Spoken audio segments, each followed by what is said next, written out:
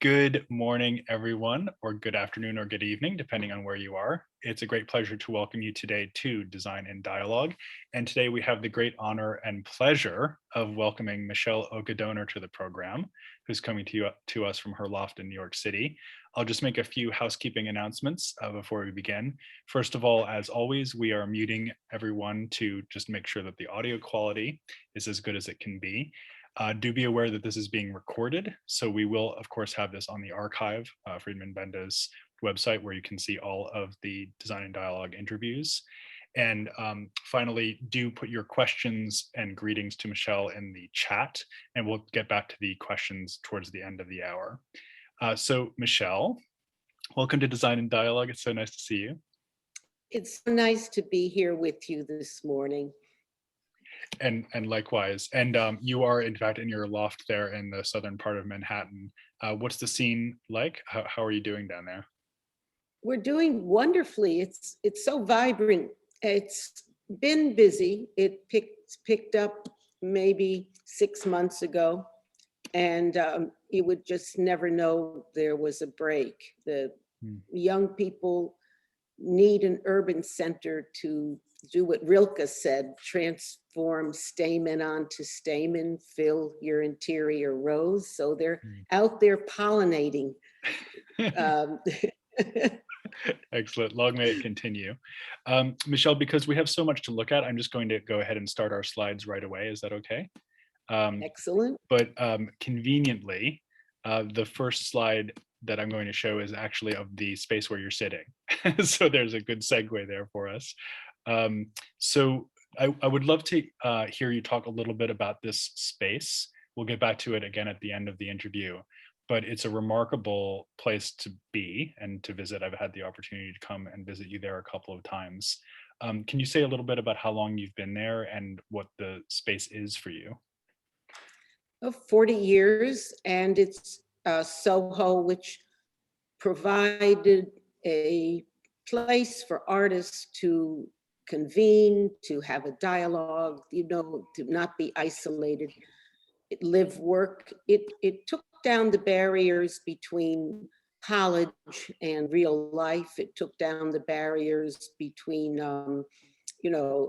suburban life or a little apartment. It opened up a world, and the result has been extraordinary. There've been loft initiatives now all over the world, which started really the live work in Soho.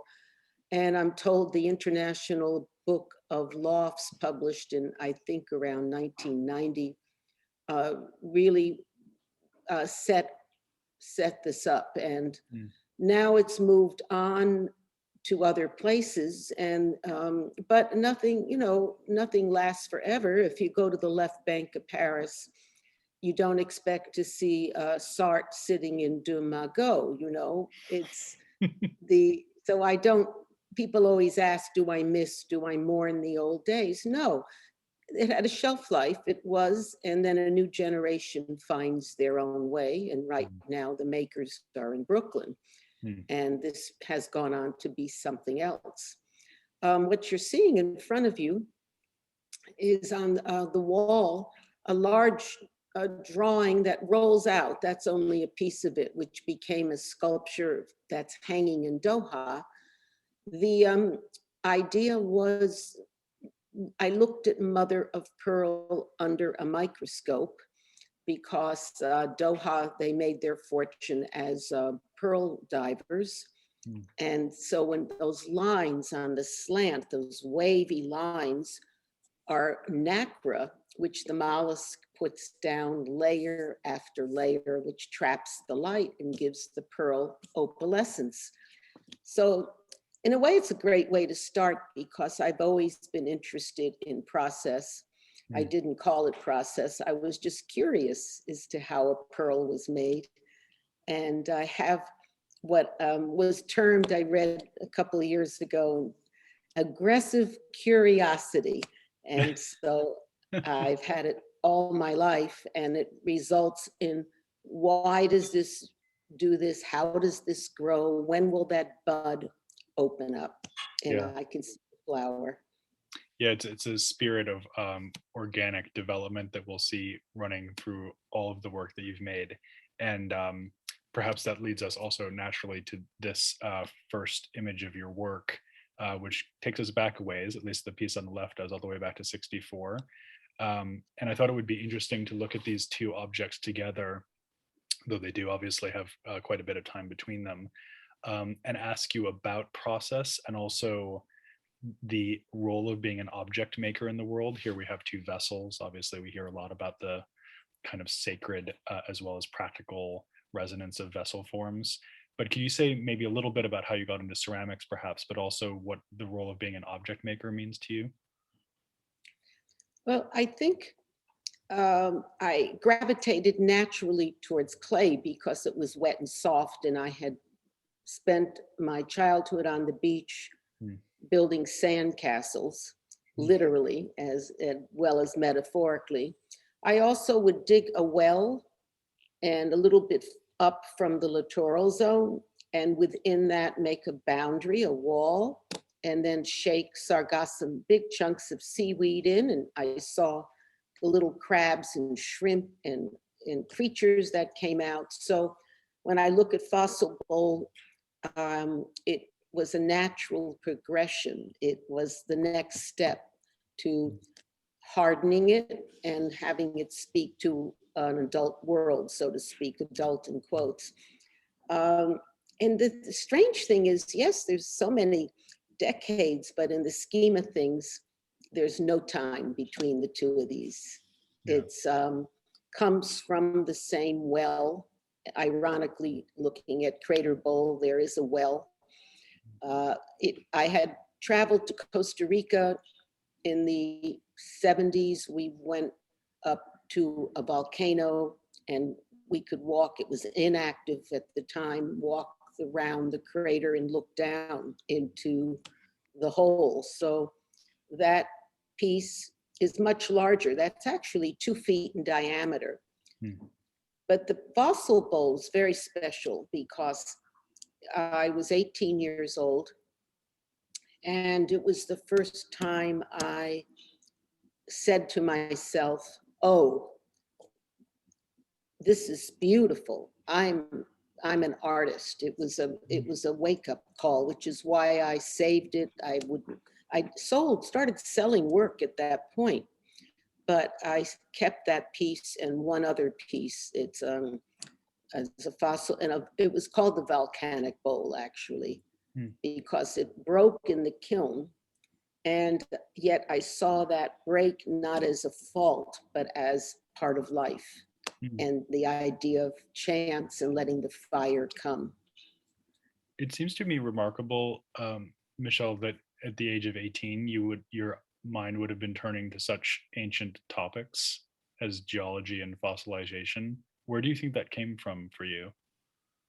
I think it's natural. I think growing up under the tree and on the beach in nature where there was no interference. Remember, there was no television my first 5, 6 years. I was actually 7 when we had a television set. And then Mm, my mother had been a Latin teacher before she married. She was strict, you mm, know, and we had a very limited amount. Like Saturday afternoon, we could watch a program called Omnibus, which was about classical music. mm, But there was no stimulation from the outside world on a regular basis, and there was no interference. So my mind went to, I was a great reader, but I could walk to the library myself from the age of 8.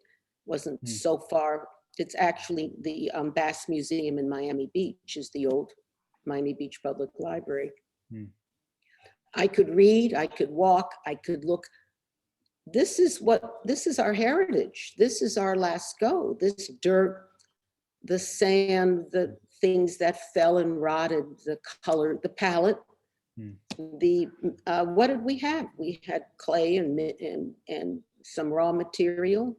mm, So I'm them. I it's not a surprise. What's mm, surprising to me is how many people don't claim their heritage. mm. It definitely positions you as an American artist of a certain kind. We of course think of the great tradition of American landscape, and it's interesting to think of your work in relation to that. But also thinking of you as an American artist, of course, prompts the topic of Objects USA, which we've been talking about a lot, I realize, in other contexts. So this is actually on the left an image of you at the opening of Objects USA. So this would be 1969. But then with these earlier works that were selected by Lee Nordness and Paul Smith for the project. So I know we have talked about this before, but can you just say a little bit about what it was, what it meant to you to be, I think, the youngest participant in that very important exhibition? I was, I was precocious, but I didn't know it. And the one teacher walked by me and didn't even address me directly. He said, "Miss Oka, I see you are a Jungian."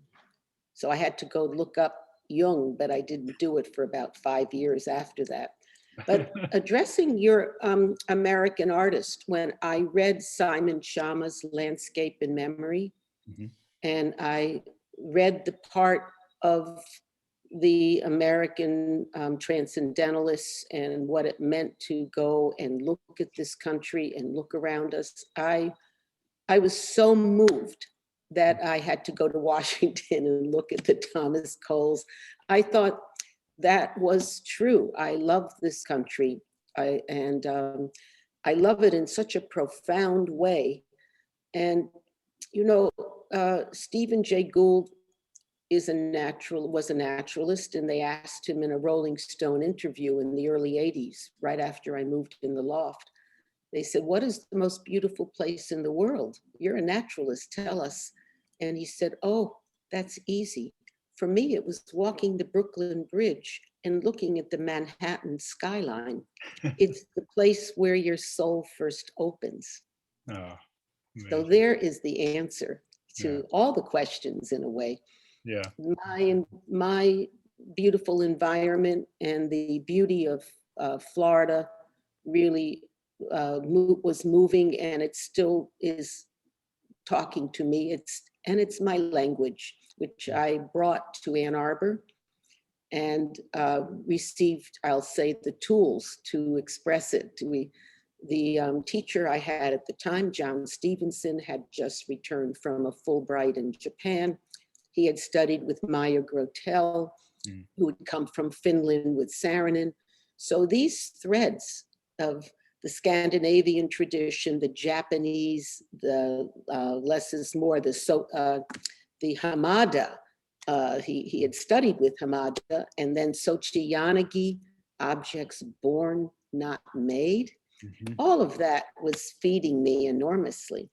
Mm. So I was well fed, I guess, and I was ready to take all that I knew and I was ready to begin. I was a very focused, I suppose, in my late teens, Mm. because I had been given an extraordinary diet, let's say.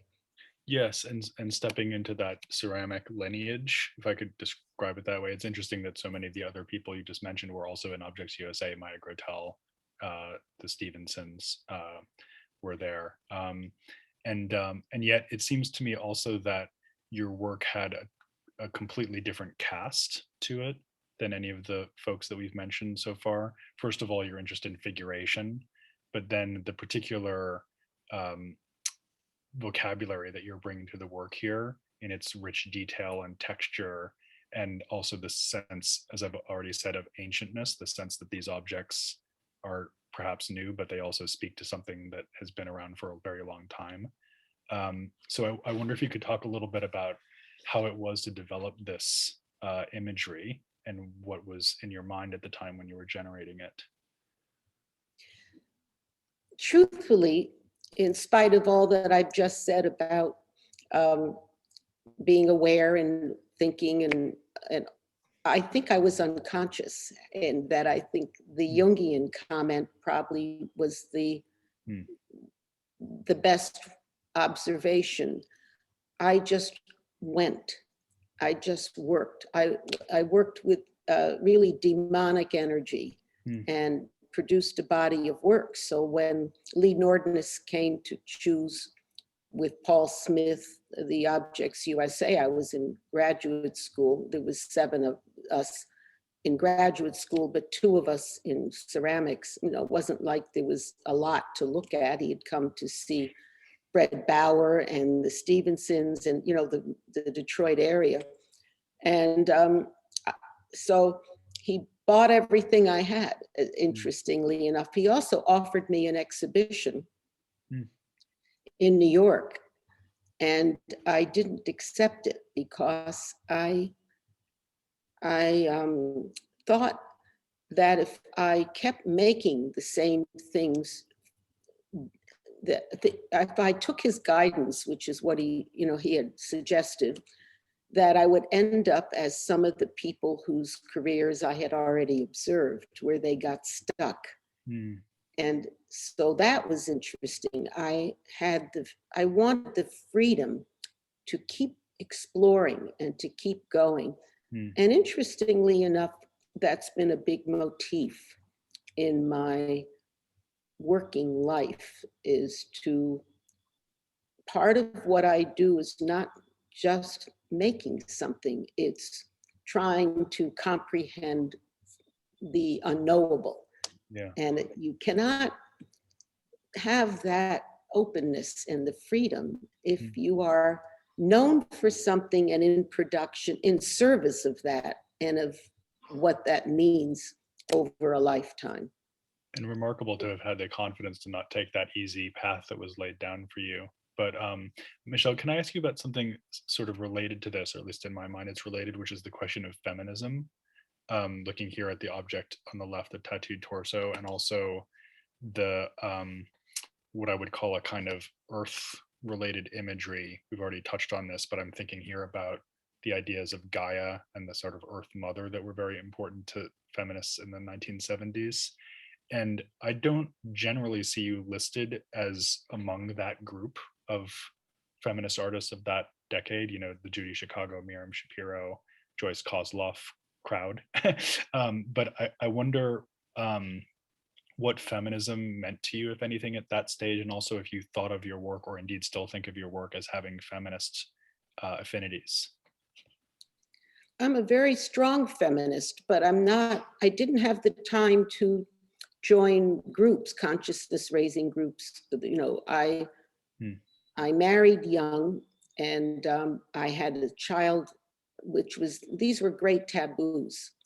So that set me apart. The minute you did that, you joined the traditional patriarchal society, and feminists were not generous. When I say the big sisters were not generous, they were basically angry. And they did a great job. I have no criticism of them. But there are very few artist friends I have, or people I've worked with, that had children. If so, they were a man and they had a wife, you know, who took care of a child. So that explains the lack of context.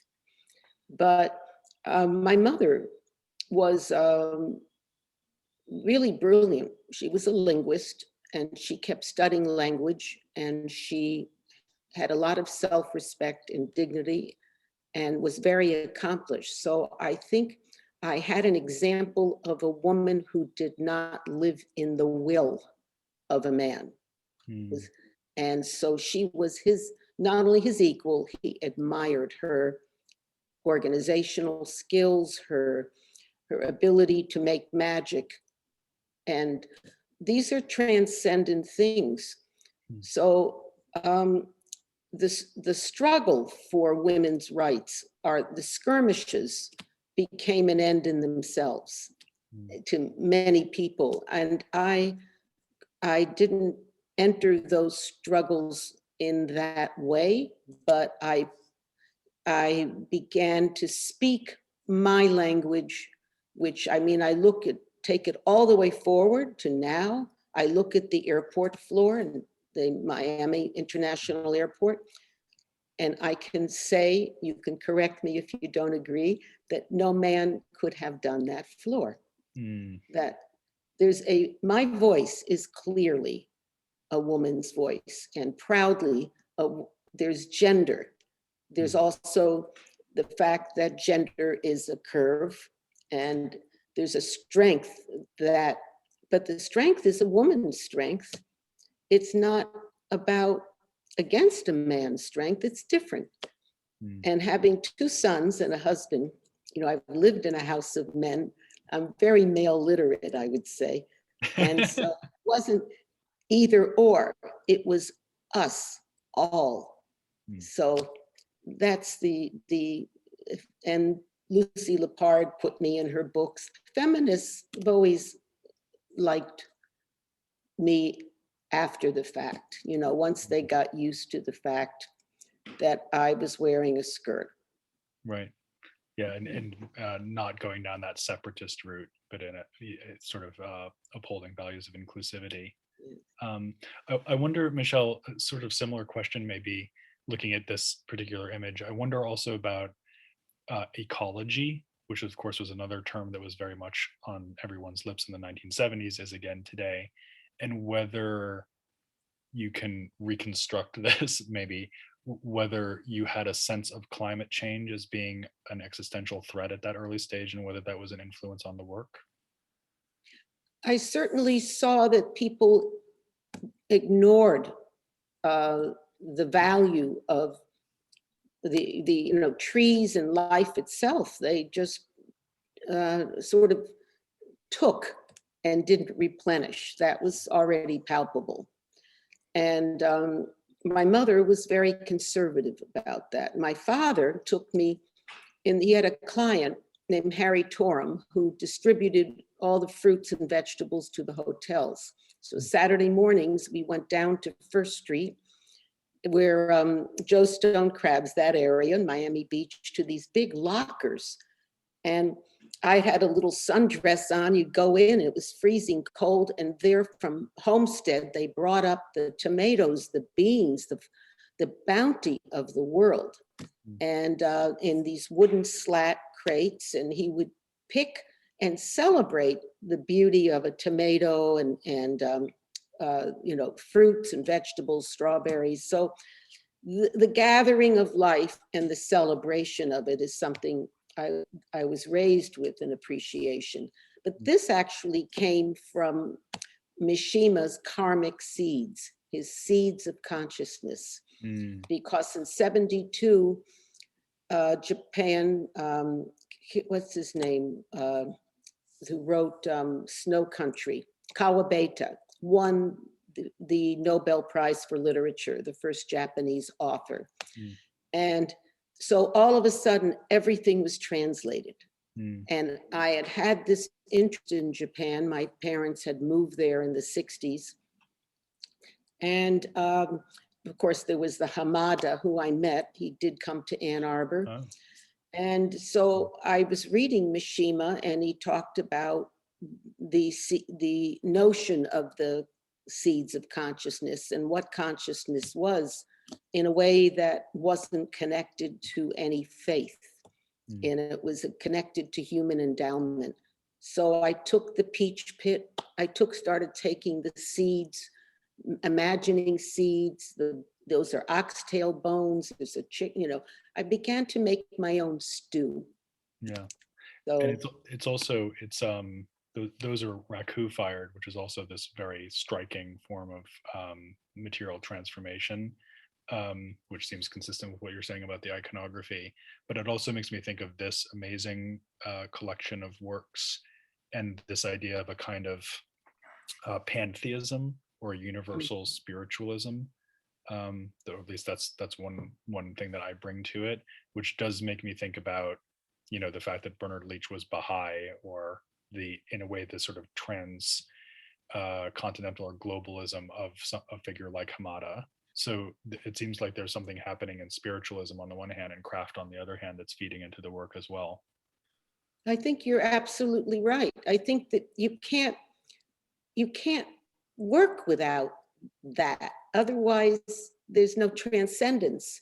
basically we're alchemists, and you transform raw materials into some kind of object or image that has an I thou dialogue, and that humans have been wanting, as we evolved, as the brain evolved, to have that I thou dialogue with something. And so they've invented, quote unquote, religion. They needed a structure. But when you have big barrels, let's say, of clay in front of you, the structure comes in another way. And that is something I feel it anchored me, the ability to begin to speak the language that I saw. We don't speak until we're around 2. So we're taking in an awful lot. It's the brain. We're taking in so much. Imagine all that you're speaking and saying that's not communicated. So I think that's a very powerful time in our lives. And I did a book called Intuitive Alphabet, which I should actually, do you have that, or should I send that to you? Which I would love that. is about that. And it goes back, I haven't forgotten my earliest language. So here's a gathering of forms and shapes, and I remember the tablets. There's 2 sets of them I see there, but I saw them as mitosis. So I'm mixing up cellular memory and our ancient beginnings in the petri dish with partial torsos, with relics, with cocoons, with something opening, with branching. All of that is in here. And that was how I was speaking at the time. Yeah. It's also a language, just briefly, that you addressed in other formats like jewelry. But in a way, what I wanted to get to actually is a big shift that happens, at least from the outside, it looks like a shift. Perhaps to you, it didn't feel like that. But that to me is really emblematically represented by this image on the right, which is such an extraordinary portrait. So you with this, gout of flame coming out of the torch, and the way that you became involved in a radical design scene, sort of, orbiting around this gallery art and industry. And we in fact had Rick Kaufman, the proprietor of Art and Industry, on the program, as you know, back in December. And I wonder whether it did feel like a big shift to you at the time, and more broadly, what the experience of suddenly moving into this avant-garde design conversation might have been like. Well, first of all, the portrait was my 50th birthday present from my son, Jordan, who was a photographer. And he used to come to the foundry with me to help me with my patinas. Because both my sons have worked in the studio over the years. The studio never had a door. And furthermore, they were days off of school, and what was I going to do with them? So I put them to work and weekends, and so they've always worked in the studio. And he said, "Here, Mom," he said, "sit down, hold this." He set this up. And that's, but I did go to the studio always with a jacket. There was, the foundry, there were very few, there was no women at that time at Johnson Atelier working. And it was a boys club. Yeah. So I didn't want to wear jeans and a t-shirt. And so I always dressed nicely. So that they would have to address me at least with respect as a person. I see. So, and still, when I install at the airport, no matter what, I'm never there in a t-shirt. I always have a jacket on. And fortunately, in the 80s, shoulder pads came in. Right. So that helped. And I tell you, I learned that when I went to Equitable to the Southern Baptist Conference in Dallas to work on a project there. And I had on a dress and a handbag, and I sat down at a table with about 18 men to talk about the project. And I realized that they thought it was a very expensive project. They looked at me and they would not hand their wives a check for $500,000 to do work. And so when I came back to New York, I arrived, I had carry-on, I went to 57th Street and bought my first briefcase and my first jacket with shoulder pads, and never went to a meeting again. You see, this is, it wasn't a big deal. I mean, it wasn't. So that's that picture. That's how I happened to be there dressed. But that's so And interesting, Michelle, because we hear that phrase power dressing from the 1980s all the time, you know, but you're describing what it was actually like to be inside that transformation. That's so interesting. there was a need. There had not been women in the working place. There had not been women who were receiving commissions of that nature, and men were used to their wives getting an allowance, you know, Yeah. or handing money over. And there were very few women who were self-supporting unless you were an heiress. Yeah. So that was, you know, it's a long time ago, almost 40 years ago. Mm. But, you know, 50 years ago, I couldn't get a credit card in my name. And So but then look at these, this work, right? You know. so this is so that, but I didn't see art and industry as avant-garde. I liked Rick Kaufman. He was from Detroit and I had lived in Detroit. I really understood him. And he came over to the loft and he said, this could be, I was working on Celestial Plaza. I had just put it in.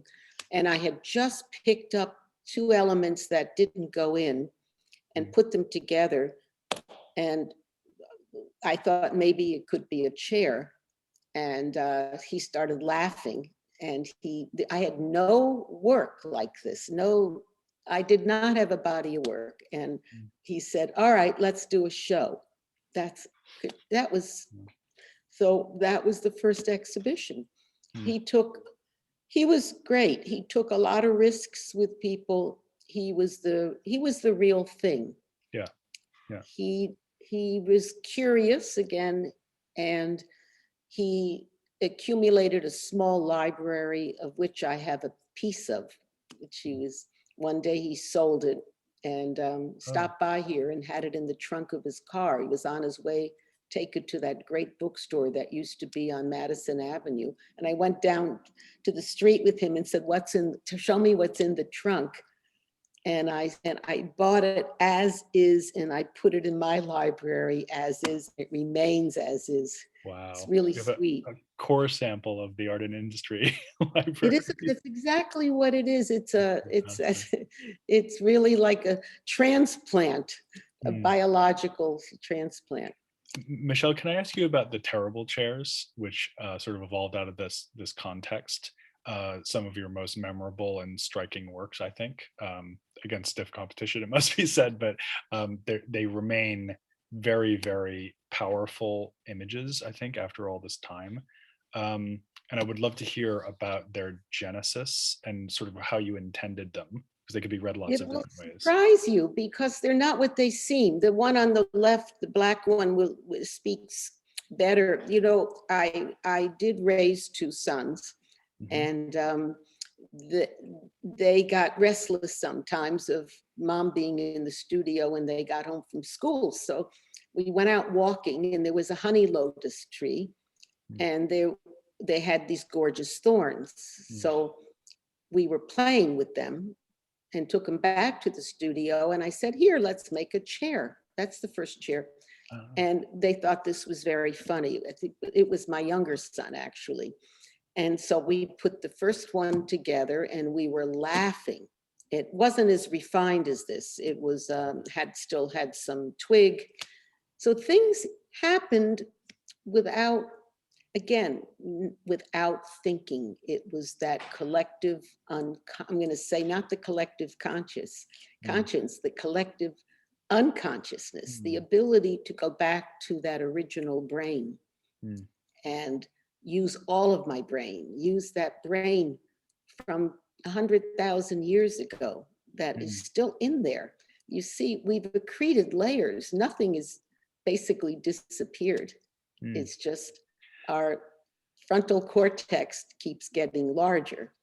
But then, Michele, you did give them this this very aggressive sounding title that reflects on the, one way that you could take them is as a kind of weaponized chair or an image of discomfort or impossibility, or like a kind of nightmare or dream state chair. So I wonder about that. No, I think we said this is a terrible chair. Who would want to sit more? It was playful, but I think my playfulness and my life has let in what people think could be terrible or rotten. I'm not afraid of the dark side. Yeah. And I love like what Isaac Bashevis Singer said in his masterpiece, The Slave. He said, well, he said it again and again, but he said, what is life but a dance among the graves? That's not a sad or negative comment. That's the great truth. And so this is a great truth. There's, I'm not afraid. I'd say that's probably what has allowed the studio to make vital work. Yeah, that's so well put. Years. And it does seem like you're sort of facing something directly here. I was fascinated to discover this earlier sketch, Thorn Man with Arms, from '81. So this is, almost a decade before you were starting to make the terrible chairs. And there's something just absolutely wonderfully animated and direct about this image, but also I want to call it pagan, which is obviously kind of a charged word in its own right. But it seems like you're drawing from a very deep well and coming up with this image. The deep well is, again, our human endowment. And we have it in that early moment for language. It's that other language. And I just held on to it. It's quite an extraordinary thing. Now I wonder, my mother was a linguist, as I said, and she wanted to learn Japanese. She studied it. She got the Berlitz records. In those days, that's how you did it. I'd come home from school, konnichiwa, repeat after me. For me, language, it's a language. This is not something that I judge. I'm not judgmental. This is there. Of course you see these things. They're not negative or bad. They're part of the human condition. And we learn to tame the beast, which is the whole Orpheus myth. And look at Greek mythology. They dealt with all of the impulses of that were untamable. And what is evolution? And Jonas Salk said in a book that was marvelous called Anatomy of Reality, there's 3 evolutions: the molecules, the cells, and the third is what we're in now, the mind, the brain. And that is really what all of the dialogue today of the Dalai Lama and Buddhism, and we are evolving past those impulses that were in the R complex. We don't eat each other anymore. We don't bite each other anymore. We've come a long way. And some of the difficulties of the last few years that have been in our face due to social media are relics of us that we are now confronting again. It's so evolution is a dialectic, 1 step backwards, 2 steps forward. And I feel we're in the surge right now. We're going forward again, but we've been in that back loop. But I've had a lot of confidence that it was a step back after so much progress in my own lifetime. I've seen enormous progress.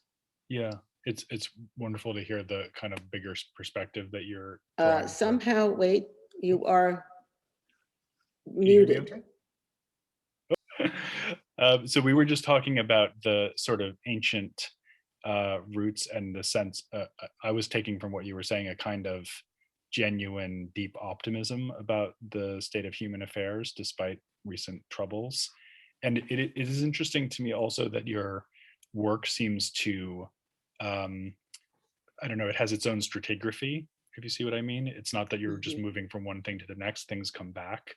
And so here we're seeing, of course, this returning motif, the tree, the kind of growth of the idea of illumination. And it's a idea that you return to later in this piece, Altar, which is wonderful, powerful sculpture. Um, and so I wonder if you would talk about these pieces, but also maybe talk about this idea of a perpetual return in the work and the way that things come back to you. Well, I think that a voice has a range. You know, we know certainly from opera singers, you know, what we can expect, what high notes are, you know, what the voice is. And I had birds at one point. We had 6 birds flying here, and the parrot would get up every morning and go, and the cockatiels, So they didn't ask what their voice was. And I wondered sometimes why people don't know their own voice, you know, what and dogs don't dig up other dogs' bones. So I'm much more of like I'm feral in that sense. It's an animal sense of what the voice is. So these are all songs, and I don't sing necessarily it's a songbook, let's say, you know, and that's how I would say it. These are interests of mine.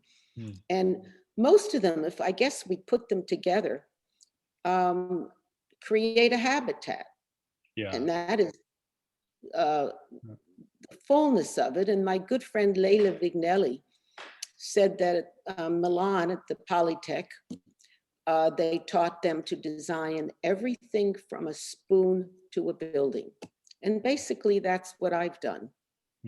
I didn't set out to do it, but I felt somehow I gave myself the license to live a life, explore life as I felt it, not taking from the outside what was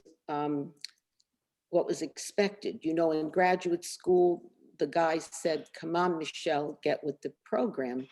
Well, they were welding I-beams, painting stripes and targets, and I had made those tattooed porcelain dolls. But they didn't grow up where I did, and they didn't have a mother who was half Romanian, you know, and so there's a lot of where the old world probably sifted in. Think about how close they were to Earth itself, you know, dirt. I love the idea of your work as a habitat in which life is propagated. That's a beautiful image. But the last thing that you just said about the Earth also made me think about a kind of astronomical dimension or scale of the work. So this is the ice ring bench, and if it's not exactly the thing sitting behind you, it's very similar. I'm not It sure. it is that in that period in 87, remember Voyager was going out, and it was the first time we had photographs and we could see what was in outer space. So every day the New York Times had a beautiful picture of something that was like the ice rings around Saturn. Now the rings around Saturn, we had been told were broken pieces of old asteroids. But then when they got close and they were able to look, they were made of ice. And they saw the moons of Neptune, no, moons of Jupiter, Io. So it was a very exciting time. And I responded by I needed a large piece for the art and industry to hold the space. And I had wanted to make a bench, so I made an ice ring. And then you made this related group. Sorry, this is not a terribly good image, but it shows the context of the group of science benches.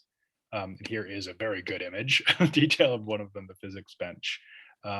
So this became a series, and then you also made the radiant disk table, seen in detail Right. here, and then put them together, which I think is just, I mean, to me, this is one of the great moments because it's the sun inside the outer limits of the solar system, or at least that's how I read it. And it just seems like, an image of such completeness and resolution. And yet it's also two pieces made at different times that are put together in almost like a collage. So I'd love to hear you talk about this Well, conjunction. you said it so beautifully. It's true. They're my favorite. I have them here, and you're so you see it so beautifully. You should come and have dinner with me on the table. Good It's so idea. nice. I enjoy it, and people don't get up. At first, they're amazed they don't have their own chair, but now they're used to that. And but the radiant disk, I look back, I have drawings from the International Geophysical Year, 1957 to 1958. I was 12. It was, we had to choose for science a project that went all year. And Sputnik had just been launched, and everybody in the United States was, oh my goodness, the Russians are going to beat us to the moon, and then we're going to be their satellites. And it was the Cold War and all this hysteria. So we'd go out at night and try to see this satellite. We'd stand on our front lawn looking for Sputnik. So I chose, so all of this has a tremendous resonance as well as visual, but if you the world I was living in was being processed and digested with IGY, with the Voyager, into the work as well. So it was my way of navigating the narrow channel, which is our life, and hoping to come out in a bigger lake, which is where I find myself now at 75. It's a wonderful feeling. I am so full of gratitude to the mentors, the teachers, to the tools I was given that I can feel it. It's just so palpable. But back to this, the smashed atom picture that went into the IGY booklet, I still have. My sister, my younger sister, found the booklet in a box in her garage about 20 years ago. And I couldn't imagine my mother didn't save it, but it was put into the wrong box. So I have that. And I see all the things I did in Celestial Plaza, all the glyphs I made in Miami Airport. I see the roots of the work going all the way. And what's relevant about that is that when children, we talk about early education, the need, the many things are there and formed and need just the opportunity to express from early age. We should listen and allow and provide. That is, we have such a great endowment at this point. This is, and our university system is something the whole world comes here. It is terrific. The education I received at the University of Michigan still resonates. So this is so important to grasp the value of. It's sure I knew these things I understood them, but to be able to maintain it over a life is what this country has allowed, and why I'm aware of that. I can't think of any place else in the world that a woman like me could have taken these seeds of consciousness and learned the tools and kept and found a Soho. Think about the pathway. It's quite a wonderful thing, and I'm so happy that you have picked up on it and are aware and have asked me about it, because it's an opportunity for me to express that gratitude. Hmm. And to arrive at this sort of cosmic image out of all of that experience, it makes me also think back to that question I was asking earlier about the perpetual return of certain motifs in the work. But it's actually much bigger than that, because for me, this design speaks to different moments of time, ranging from Stonehenge to Leonardo's Vitruvian Man to the technology of space exploration that was happening in the air when you made the work. And it's just, I think a lot of great art does this, but it's a particularly good example of all that complexity being somehow compressed into a single project. Very, very powerful. But Michelle, we're going to run out of time, so we're going to hustle on now to the public art topic, which is a big one. Okay. By the way, I have found in a crocodile's neck piece, Leonardo's Vesuvius Man. I'm going to send it to you. So there, it's still happening. This is one of my favorite pieces, Radiant Sight at Herald Square. It's 11,000 gold luster tiles from Puabic pottery, handmade. And they had never attempted anything like this. And when they were done, they said they'd never do it again. Here it is. Radiant Sight, and the proposal was just 2 paragraphs that said, to create an inversion to descend into light instead of darkness. Yeah. So that's what I call the heart and hearth of Herald Square. Yeah, and very interesting in relation to the radiant disk table, because they're both very minimally stated, but very powerful, suffusing images. And again, I feel the confidence of that, to have received the opportunity to express yourself on such a grand canvas and to have been so restrained, and know that it would be great, and it would be enough, more than enough. I was in New York only 5 years, and I won this national competition. Jack Whitten, by the way, was on the panel. Right. And so we became friends, and it was very exciting. And the black and I didn't know they were going to keep those rafters from way back. Yeah. So I had to think about how I was going to deal with that. It was lots of things, plus the mafia union installing, that was quite a thing also. Lots of, these all were wonderful learning opportunities, and I loved the public art component. In fact, the more than feminism, the prejudices against hand, the craft, the art world, disdain and suspicion of design, and then the factors of dealing with architects and construction. These were bigger obstacles and prejudices than gender at the end of the day. That's fascinating to hear. It reminds me of when Grayson Perry won the Turner Prize. He said, it's a lot less surprising that they gave it to a transvestite than that they gave it to a potter. That's very, very interesting. Yeah. But so you've mentioned already a couple of times this major project for the Miami Airport Walk on the Beach. So I'd love to hear about this project. It's one of the things you're best known for nationally and internationally, of course, because so many people see it as well. It's I won a competition, and I had never put bronze in terrazzo, and so I wasn't certain how it would happen. All these things, I guaranteed Herald Square that nobody would put graffiti up, and then cross my fingers that it wouldn't happen. Here, I crossed my fingers, they wouldn't pop up. We had them epoxy down. So you take a risk, and these are exciting projects in that way. All of these were big efforts on all levels of presentation, of guaranteeing what you didn't really know for certain.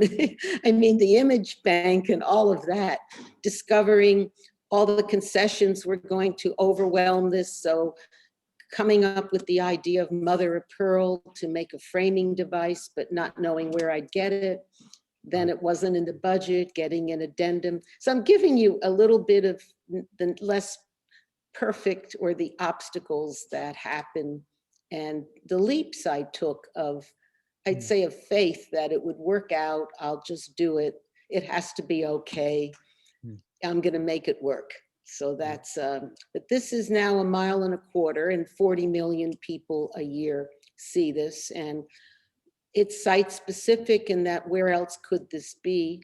Yeah. And it's really sings to me. It's a language. And then this first manifestation of it is quite cosmic to me. It's almost like you're walking on the beach and also walking on somehow the surface of the night sky as well. And then you did its kind of equal and opposite, the tropical gardens a few years later. Yeah. Well, I had to do the tropical garden because American Airlines took over the project from the county, and Texas doesn't like black. So they said, you have to do white. I said, white marble is from Georgia, Alabama. I know a lot about geology at this point. I said, those are the newer parts of the continent. They're softer. The wheels of the luggage are going to break them. They didn't care. Do it our way or we'll take your money, So that's what happened. I had to reinvent the wheel, but then true to form, that hasn't held up as well. And they did let me go back to black. So that's a little bit of you're getting a little backstory. Wonderful. Well, I hope people, if anybody out there hasn't actually had a chance to witness it in person, I hope that you will be able to, now that we'll soon all be flying and traveling again. Let's just spend one quick moment on this image, and this is sort of standing in for a very large body of monumental figurative work in bronze and wax and other materials.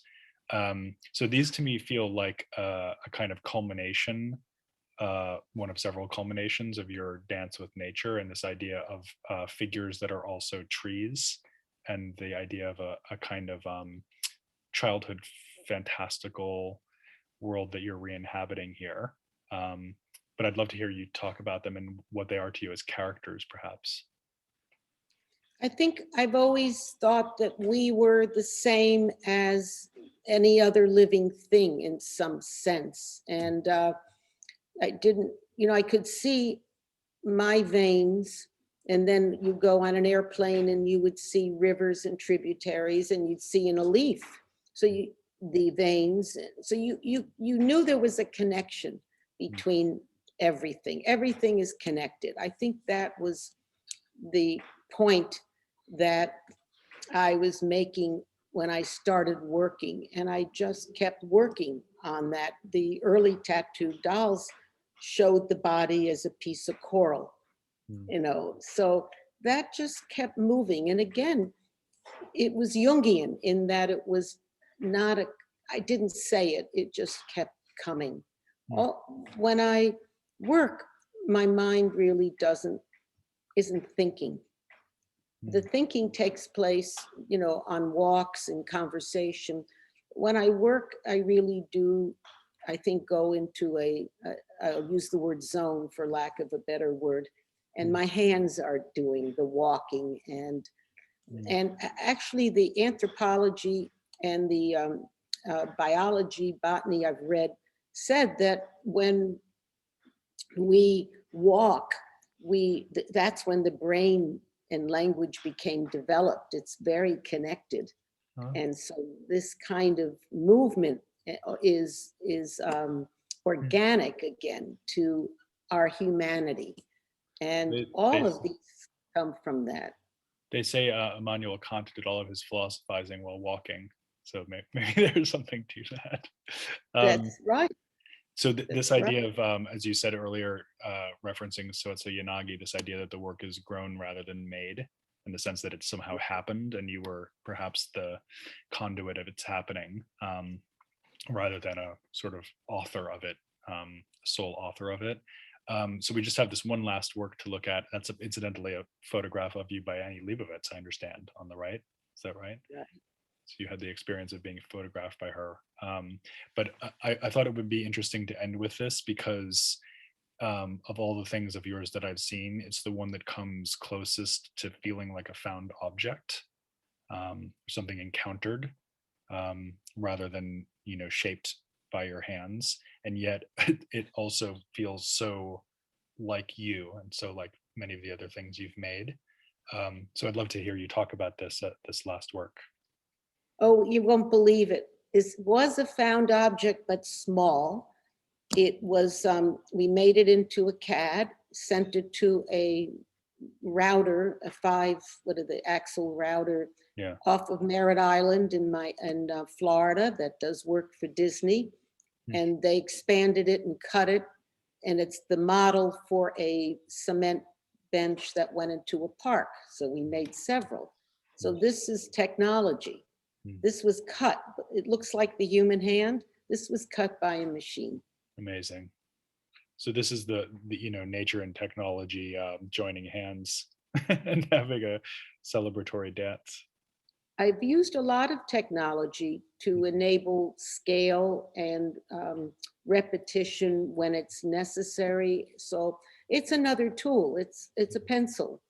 Yeah. It doesn't have, the pencil doesn't have the idea. The machine doesn't have the idea. They're tools. Yeah. So I don't mind a machine.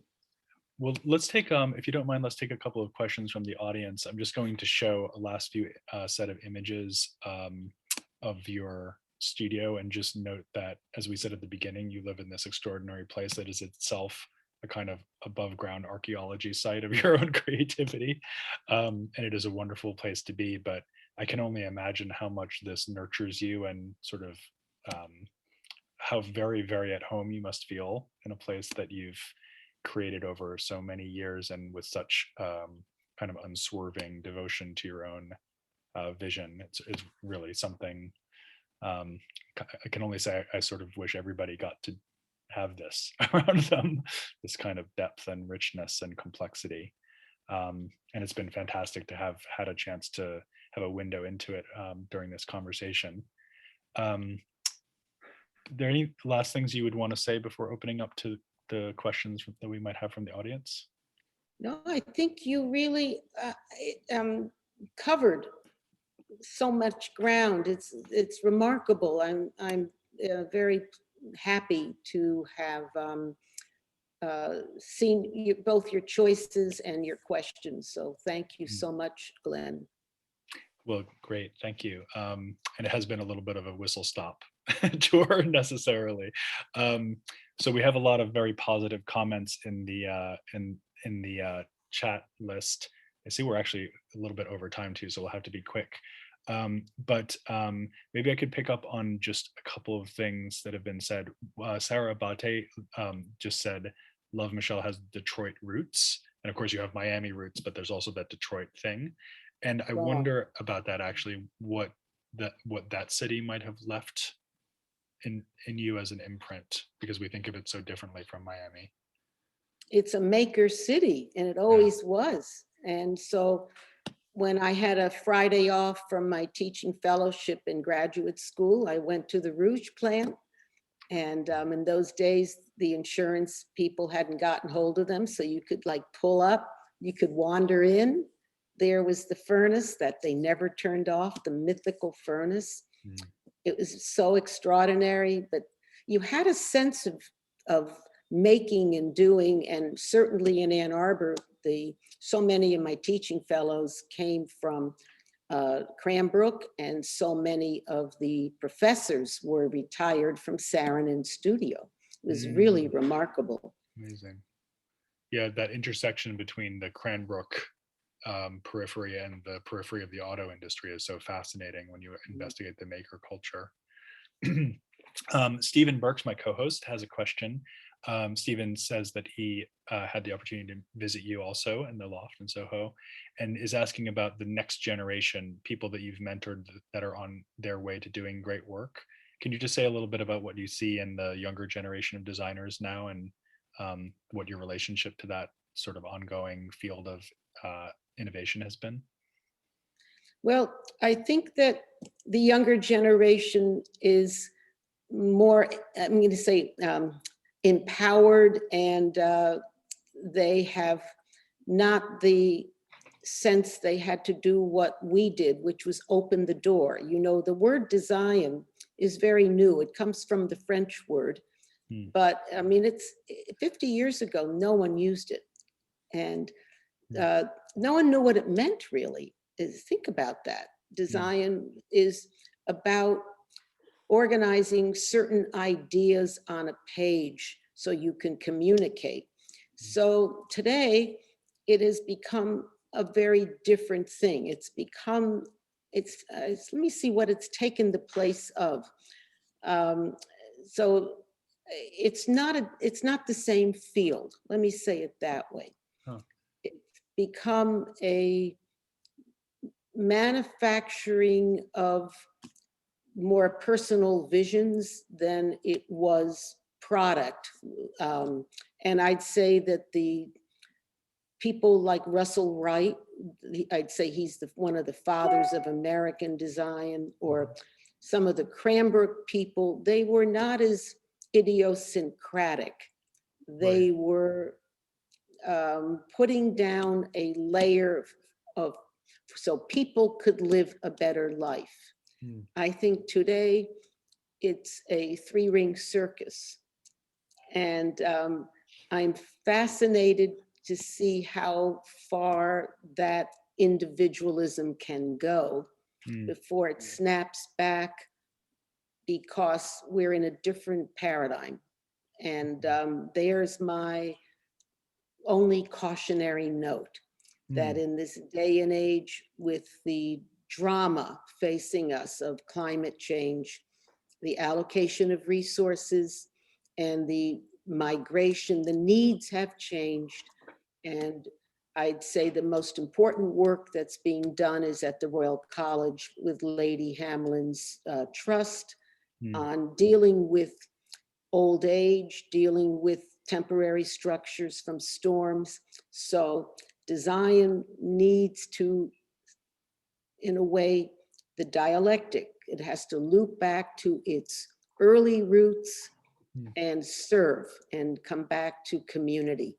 So that is, I can't think at this minute of anybody I know who has, I'm sure there are many young people who are doing that.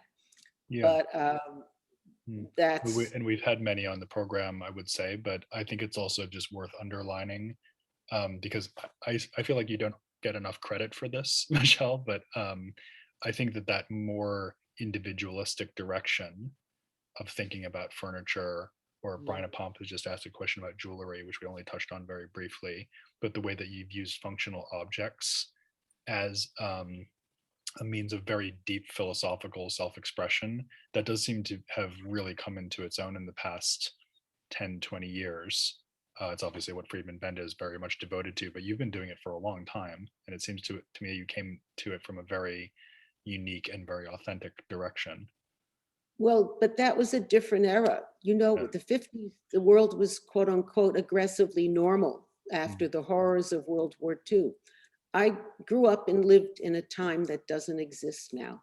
Yeah. And we are all involved with our moment. I have one foot in that past, and you have to have the other firmly in the future, and it has to be a shared future, because we are a community. So isn't that I'm switching gears too. I'm thinking about printing clay houses. I saw it on the screen. I'm thinking about what is it going to take to help, so that my grandchildren will have a world. So that's different than who I was when I was 18. And it should be, because the world has changed. Let me relay just one last question for you, Michelle, before we draw it to a close. It's from Melissa Alexander. It's a very nice question. What does Michelle hope an archaeologist uncovers about her many years from now? That is a very interesting question. I think that I have been able to stay the course through a time when women were not welcome through a time then when exploitation was provocative, and then into a time when the clock began to tick regarding the extraction economy. Mm. So all of these have required a great amount of care and attention, and I'm going to use the word heart for the first time, because without that, we are not going to be able to maintain as a species. And you see that in creatures. You know, this is part of us. So it's the intention that will remain, and the model of continuing. And don't we ask ourselves sometimes when we look back, how did they survive that? Or how did those people live when their fields were burned down? You know, how, if you're a reader, you stop and you put the book down and you say, how did they go on? How do we go on? We go on by holding the hands when we're young and standing on the shoulders of. So I can only hope somebody gains strength from the work that I've managed to do. Well, I want to say amen to that. And I will say, you know, one intention that we have had in putting together this series is very much to capture voices so that people in the future will be able to hear them. So everyone out there in 2095, I hope you've enjoyed watching this. And it's been a fantastic hour. Such a pleasure to speak with you, Michele. Next week, I'll be back as host in the chair, and we have with us Paula Scher and Michael Beirut from Pentagram. Were scheduled about a month ago, but unable to do the interview at that time. So we have them coming back next week. So that's something to look forward to. Great voices from graphic design. And Michele, listen, it's been fantastic. Thank you so much for taking the time and sharing all these wonderful insights with us. Thank you. You've been such a great host. I'm very appreciative. It was really a pleasure. And I'll take you up on that dinner invitation. It's happening. Okay.